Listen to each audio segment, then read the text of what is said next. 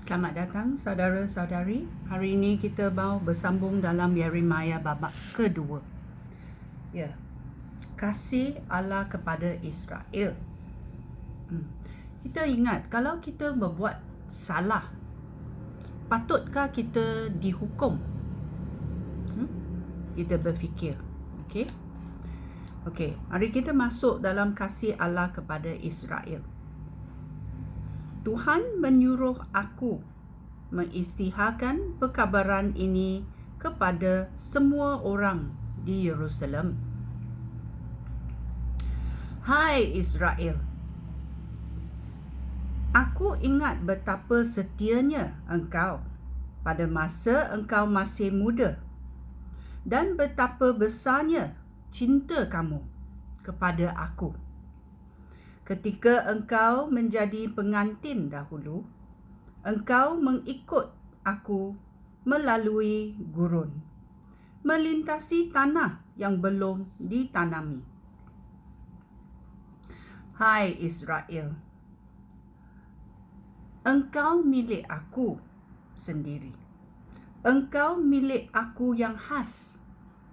Aku mendatangkan penderitaan dan bencana kepada semua orang yang mencederakan engkau.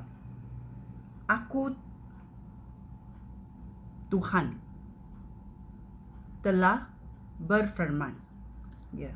Kita tahu betapa besarnya kasih Allah kepada Israel, sehingga Tuhan mencederakan semua orang yang ingin mencederakan bangsanya.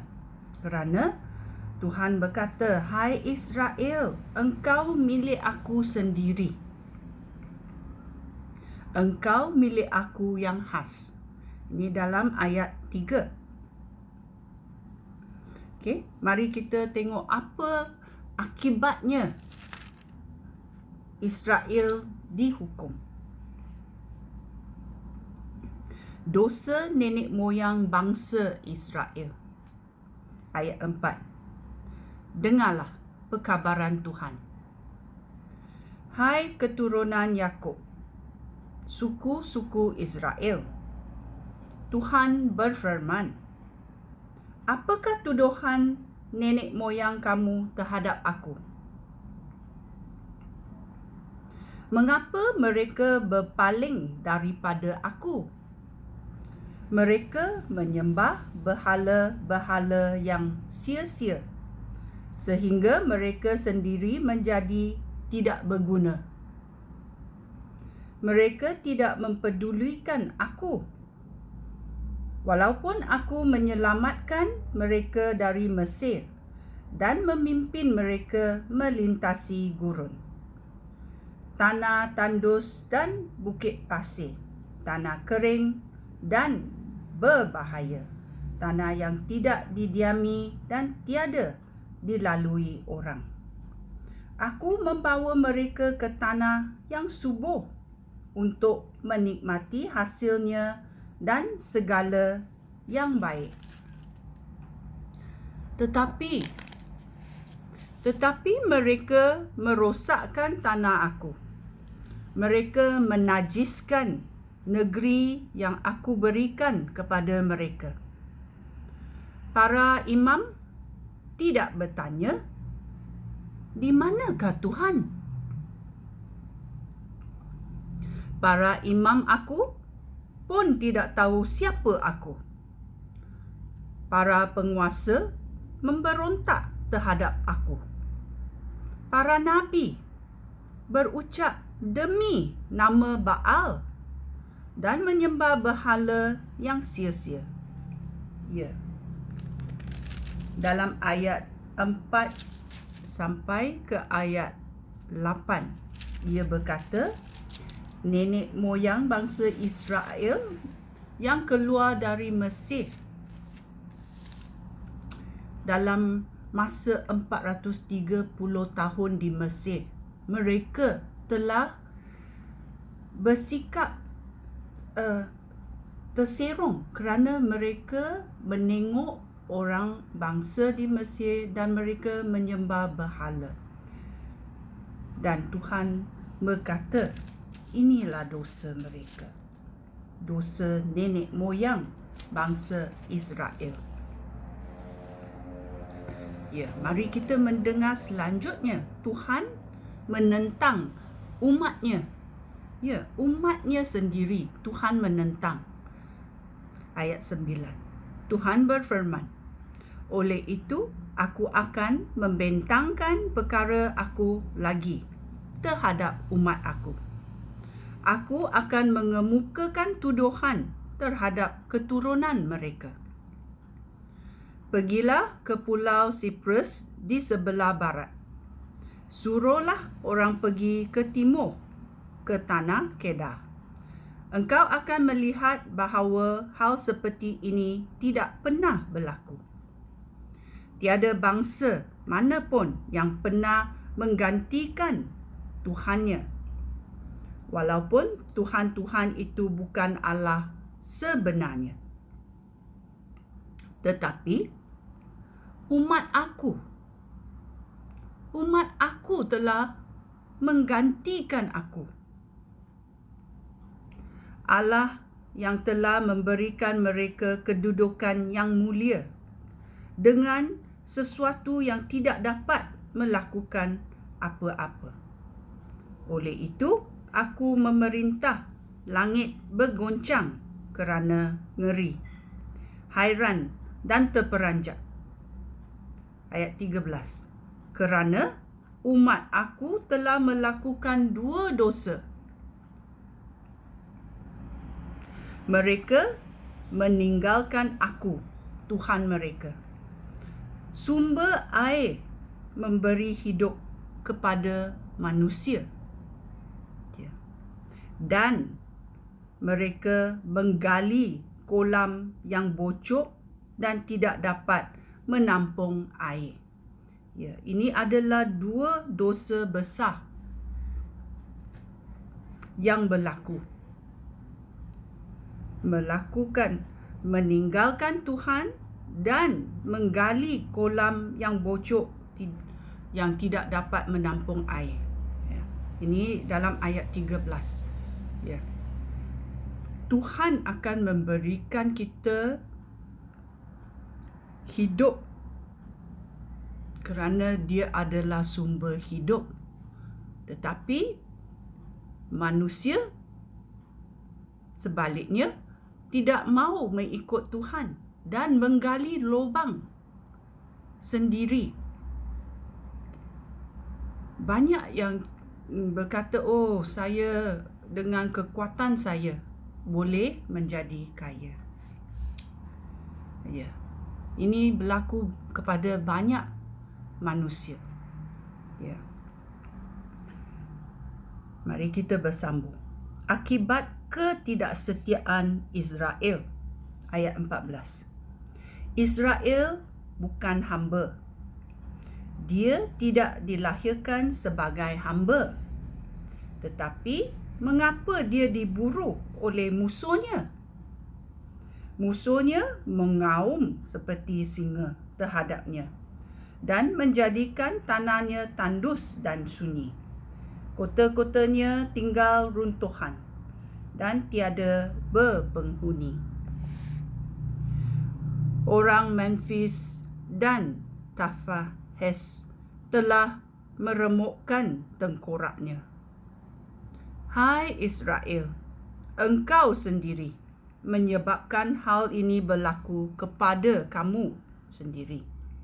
Engkau meninggalkan aku, Tuhan Allah kamu, semasa aku memimpin engkau dalam perjalanan kamu.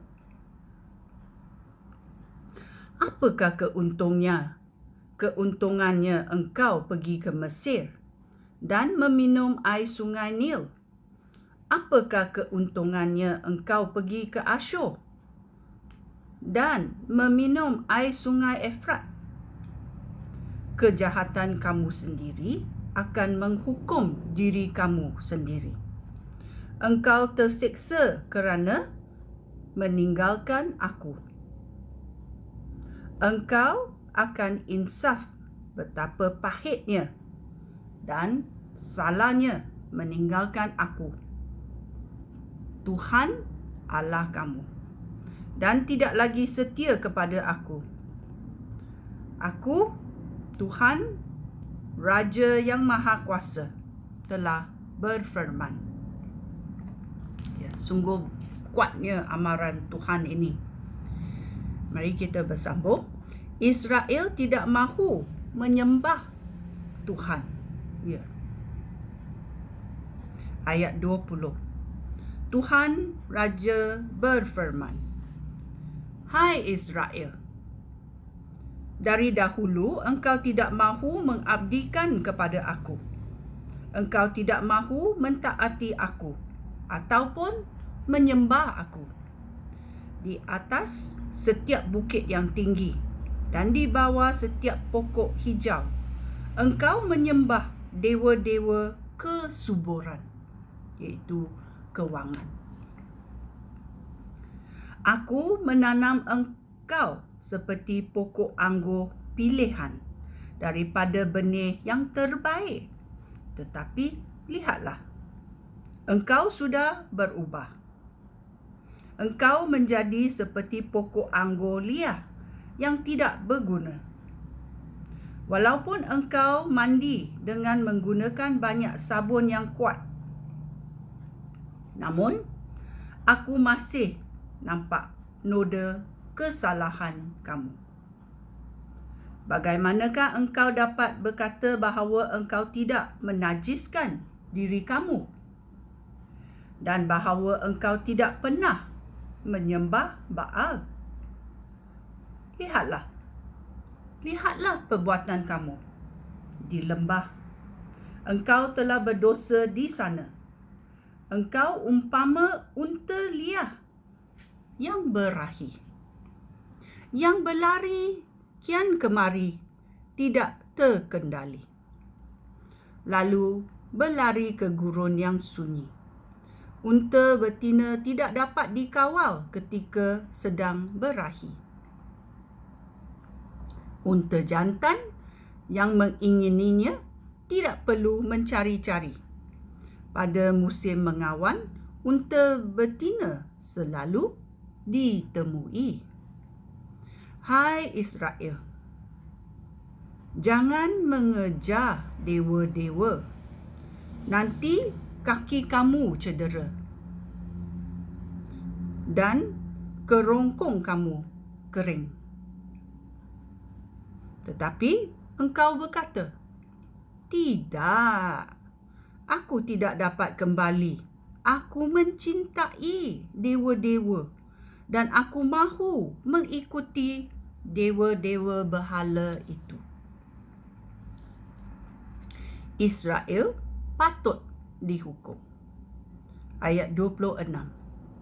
Tuhan berfirman, sebagaimana pencuri dipermalukan ketika tertangkap, demikian juga semua orang Israel akan dipermalukan, termasuk raja-raja dan para pegawai, para imam dan nabi kamu. Kamu semua akan dipermalukan.